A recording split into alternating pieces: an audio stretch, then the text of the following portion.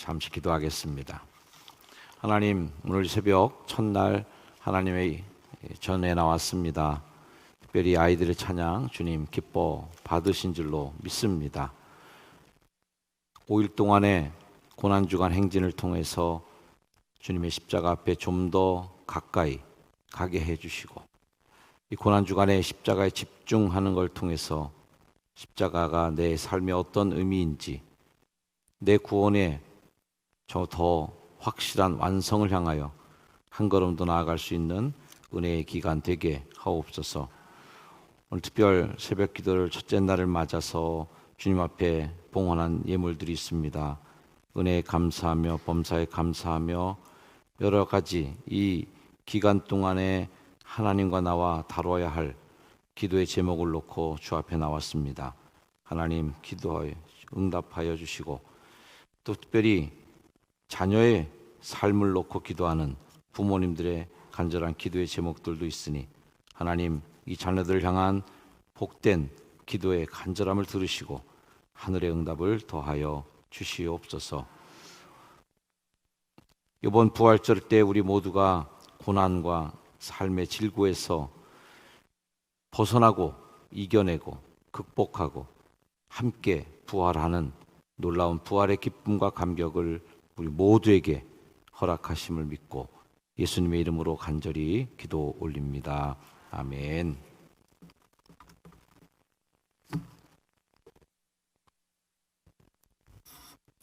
이번 5일 동안의 특별 새벽 기도의 주제를 구원의 확신이라고 정했습니다. 구원의 확신을 갖고 계십니까? 라고 하는 이 질문을 한 번쯤은, 아니 굉장히 자주 아마 여러분 들어보셨으리라고 생각합니다. 구원의 확신에 대해서 생각할 때 오늘 읽은 본문 말씀이 굉장히 좀 두려운 경고를 줍니다. 주여 주여 하는 자마다 다 천국에 들어갈 것이 아니다 라는 말이 굉장히 섬뜩하게 다가오는 말씀이죠. 사형리로 복음 전하던 때가 있었습니다. 하나님 당신을 향한 놀라운 계획을 갖고 계십니다 라고 시작해서 그가 나 예수 믿을 거예요 라고 하는 응답을 보이면, 의사를 표현하면 영접기도라는 것을 드렸습니다. 영접기도를 드리면 그 자리에서 선언이 됐습니다. 당신은 이제 구원받은 하나님 나라 백성이십니다 라고 선언해주고 구원의 확신을 갖고 살으라고 권면합니다. 그렇게 한 번 구원의 확신을 한 영접기도를 한 이후에 영원히 하나님의 자녀가 되고 구원받았느냐의 문제에 대해서는 더 이상 의심하지 말라고 확신을 갖고 살아야 한다는 것으로 우리가 잘 배웠습니다. 저는 그런 영접기도를 이미 초등학교 들어가기 전에 했습니다. 제 영혼에 대한 무게를 알기도 전에, 그리고 저의 삶에 대한 여러 성찰이 있기도 전에 저는 벌써 구원의 확신을 갖게 된 아이가 되었죠. 그리고 그 이후에도 부흥 강사님들 오실 때마다 구원의 확신 가져야 된다고 손 들어보라고, 그 사람들 머뭇머뭇거리고 손 잘 못 들면 막 야단했습니다. 그리고 어쨌든 시인해야 된다고 그래서 다 손 들었습니다. 손 들으면 외치게 했죠. 나는 구원받은 하나님 나라 백성입니다. 확신하고 살으라고, 자신 없으면 안 된다고 하는 선언을 수도 없이 많이 들었습니다. 아마 구원의 확신 기네스북 기록에 도전하자고 하면 제가 그 우승자에 도전할 수도 있는 그러한 자리에 있을 수도 있겠어요. 왜? 구원의 확신에 대한 선언을 수도 없이 했으니까요. 어떤 조건 속에 놓여져도 구원받기로 또 예정된 사람은 구원받게 된다라고 하는 교리도 들었습니다.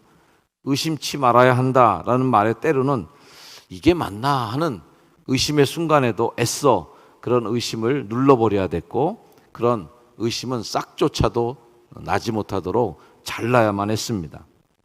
근데 복음서를 잘 들여다보고 성경을 들여다보면 볼수록 우리가 그렇게 상식적으로 좀 더 깊은 신학적인 심오한 이유가 분명히 그곳에 있긴 합니다만, 그냥 피상적으로 겉만 슬쩍 아는 구원의 확신에 대해서 조금은 확신할 수 없게 됩니다. 여러 땅에 뿌려진 씨앗들의 비율을 보다 보면 처음에는 말씀을 받아들이지만 이게 뭐야? 믿는 사람이에요. 말씀을 받아들인 사람이었지만 시간이 지나면서 망가지는 씨앗이 있는 거예요. 또 이와 같이 돌밭에 뿌려졌다는 것은 이들을 가리킴이니 말씀을 들을 때에 즉시 기쁨으로 받아서 믿는 사람이 된 거죠. 그런데 그 속에 뿌리가 없어 잠깐 견디다가 말씀으로 인하여 환난이나 박해가 일어나는 때에는 곧 넘어지는 자가 돌짝밭에 떨어진 씨의 운명입니다. 구원의 확신은 한순간에 시작되는 게 맞습니다. 하지만 남은 생애 동안에 회개와 믿음, 이 두 개의 바퀴로 계속 굴러가야 합니다. 방금 인용한 씨 뿌리는 자의 비유처럼 잠깐은 견디지만, 잠깐은 받아들이지만, 길게 볼 때 박해와 환난, 이거 견디지 못하고 생활의 어려움, 시간의 압박, 관계의 어려움을 겪으면서 견디지 못하고 말라버리고 결국 열매가 없게 된다면 과연 그 씨앗은 구원받은 사람의 모습일까? 우리가 이런 교훈을 한 번은 좀 되새겨 봐야 될 것이죠. 미국의 통계 자료이긴 합니다만 바나그룹이라고 하는 신앙 그룹인데요. 그 조사에 의하면 미국인 전체 성인의 절반 이상이 영접 기도를 드렸습니다. 결과적으로 그들은 자신이 천국으로 가고 있다고 믿고 살아가고 있는데요. 그들 중에 다수는 교회에 거의 출석하지 않고 개인적으로는 성경을 전혀 읽지 않고 교회 밖의 사람들과 특별히 차별된 삶을 살지도 않은 채 살아가고 있다는 통계 자료입니다. 신앙의 양심이 자꾸만 자극에 익숙해져서 면역력이 강화되어서 둔감한 양심이 돼서 어떤 소리가 들려도 반응하지 않는, 회개해야 한다라고 하는 예수님의 소리에도 꿈쩍하지 않고 반응을 보이지 않는 이 현상을 사도가 이렇게 꾸짖습니다. 성령이 밝히 말씀하시기를 후일에 어떤 사람들이 믿음에서 떠나 미혹하는 영과 귀신의 가르침을 따르리라 하셨으니 자기 양심이 화인을 맞아서 외식함으로 거짓말하는 자들이다. 양심이 화인 맞아서 외식하고 신앙인인 척 행동하고 거짓말로 자신의 믿음을 꾸며내는 사람들이 나올 것이다 라는 경고를 하였습니다. 흔히 복음주의자, 복음주의, 복음을 입에 달고 사는 사람들 중에는 많은 이들이 삶과는 전혀 다른 복음적 삶을 살고 있는 구원론을 가지고 있습니다. 자신이 상상하는 구원에 대한 상상과 자신의 삶의 현실은 너무 다르게 살아가고 있는 것이죠. 또 이들과는 달리 실천에 대한 책임을 강조하는 이들은 좋은 나무가 좋은 열매를 맺는 것을 강조하면서 구원을 받은 자라면 회개와 믿음으로 증거를 보여달라 하고 또 행동을 요구하기도 합니다.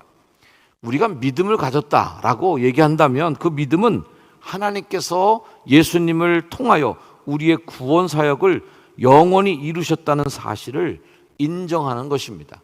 같이 한번 읽어볼까요? 시작. 하나님께서 예수님을 통하여 우리의 구원 사역을 영원히 이루셨다는 사실을 인정하는 것. 이게 바로 믿음이라고 하는 것이고요. 회개는 무엇인가? 또 한번 읽어볼까요? 회개는 시작. 회개는 그 믿음의 기초 위에 서서 예수님을 중심으로 나의 삶의 방향을 전환하는 행동입니다 라는 거예요. 저는 오늘 이 새벽 시간에 기꺼이 새벽잠을 포기하고 나오신 여러분들에게 여러분의 믿음의 구원의 확신에 찬물을 끼얹을 생각은 전혀 없습니다. 영접기도라고 하는 것에 무용론을 주장하는 것도 아닙니다. 하지만 우리의 믿음과 회개는 그 어떤 말과 행동으로 대체될 수 없다는 것을 강조하는 것입니다. 왜냐하면 구원은 결코 약식 구원이 존재하지 않기 때문이죠. 약식으로 합시다. 이거는 다른 데서는 혹시 적용될 수 있겠지만 행사 순서에 대해서는 뭐 약식으로 합시다, 대충으로 넘어갈 수 있지만 구원에 대한 것을 약식으로 처리할 수는 절대로 불가능한 것이에요. 약식 구원은 존재하지 않는다.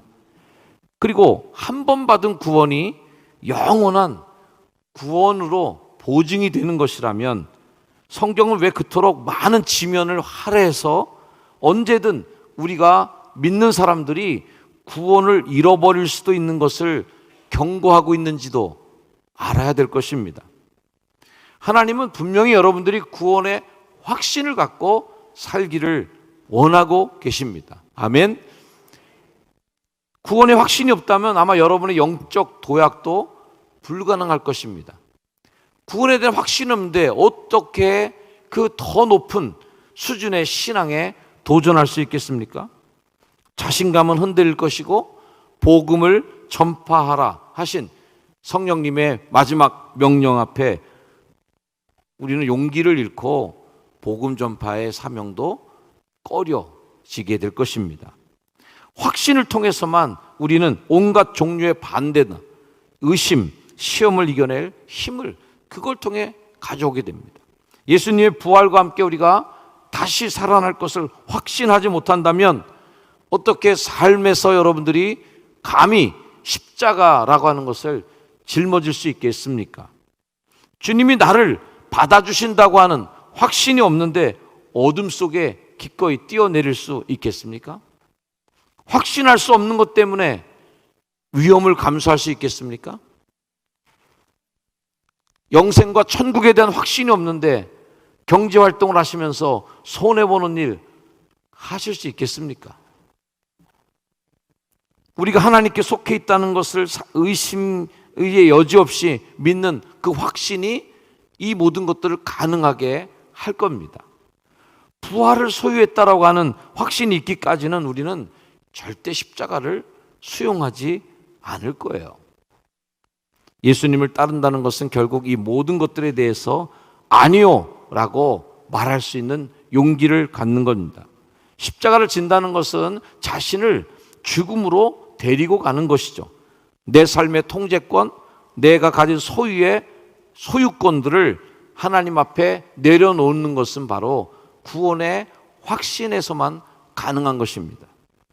이러한 결단은 오직 내게 영생이 있음을 믿고 나의 삶의 그 다음 끝에는 반드시 하나님께서 우리 인생과 삶에 대한 심판과 그리고 영생에 대한 보증이 있는 것을 믿을 때만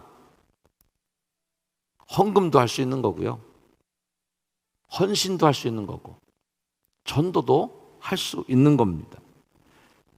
때문에 확신은 영적 성장의 동기부여입니다. 코로나 시대를 지나면서 목사의 마음속에 있는 생각 중에 하나는 우리 과연 우리 성도들이 구원의 확신이 있나? 그런 고민이 있습니다. 교회를 취미생활로 다녔다면 당연히 이런 불편함 때문에 굳이 교회에 오지 않아도 될 것입니다. 구원의 확신이 없이 그냥 교회가 습관적으로 부모님 신앙부터 내려받은 신앙으로 또 가족들이 그냥 다 다니니까 다니는 신앙이었다면 굳이 그런 위험을 감수하면서 교회에 가지 않아도 된다라고 분명히 판단할 것이라고 생각합니다.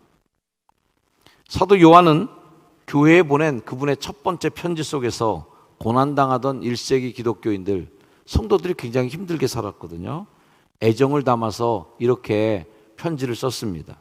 내가 하나님의 아들의 이름을 믿는 너희에게 이것을 쓰는 것은 너희로 하여금 너희에게 영생이 있음을 알게 하려 함이라. 고난받는 그 시대의 기독교인들에게 요한이 줄 수 있는 거기 가서 적들과 싸워서 적을 섬멸할 수도 없었고요, 돈을 싸들고 와서 그들에게 돈을 나눠줄 수도 없고, 고난당하던 그 시대의 성도들에게 줄 수 있는 사도의 선물은 너희에게 영생이 있음을 알게 하려 내가 이 편지를 쓰고 있어 라고 적어 놓는 거죠.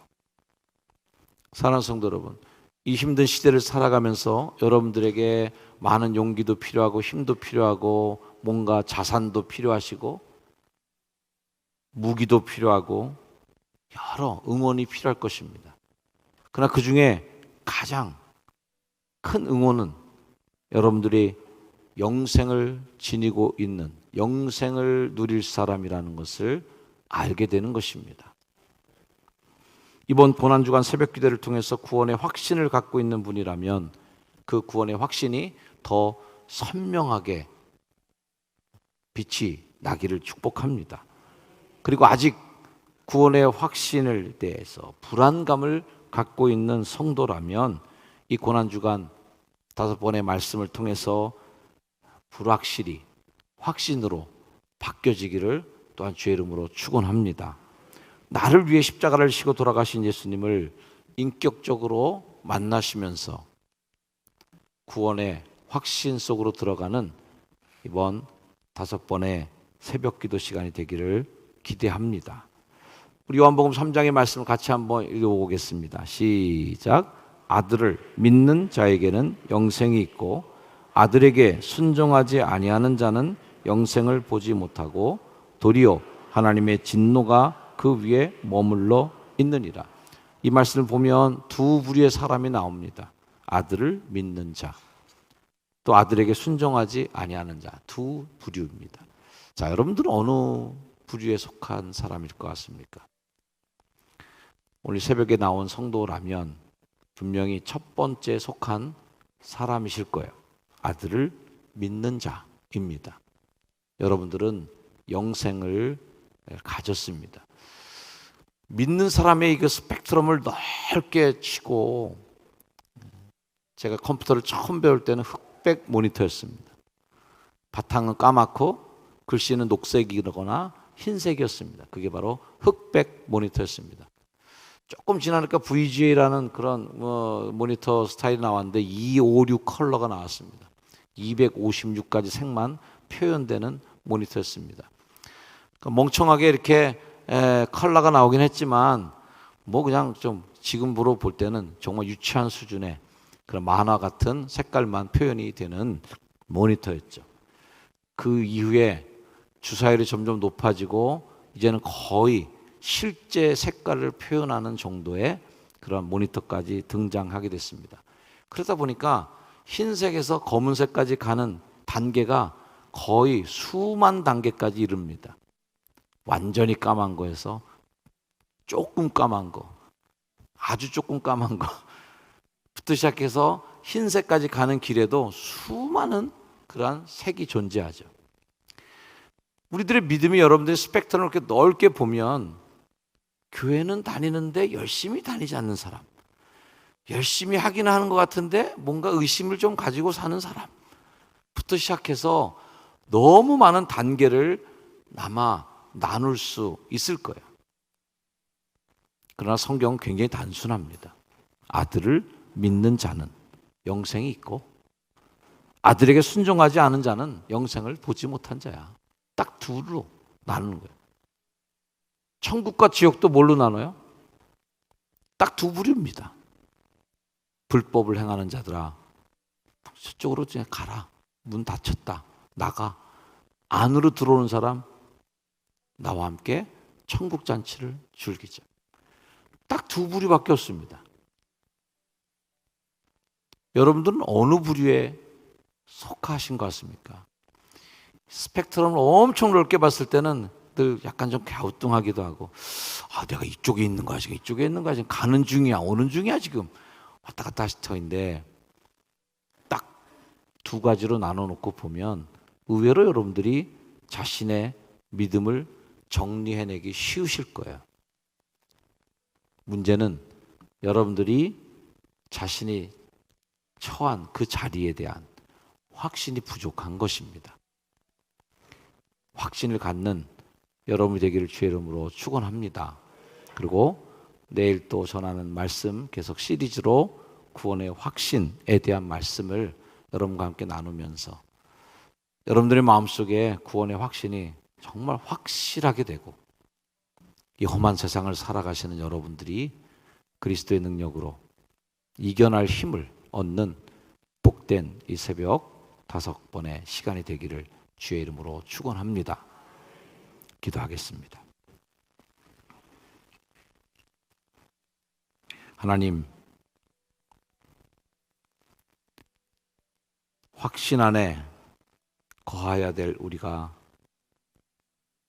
바람에 밀려 요동하는 물결처럼 흔들리는 믿음에 이끌려서 때로는 의심하기도 하고 때로는 후퇴하기도 하고 때로는 넘어진 채 일어나지 못하는 사람들도 있습니다.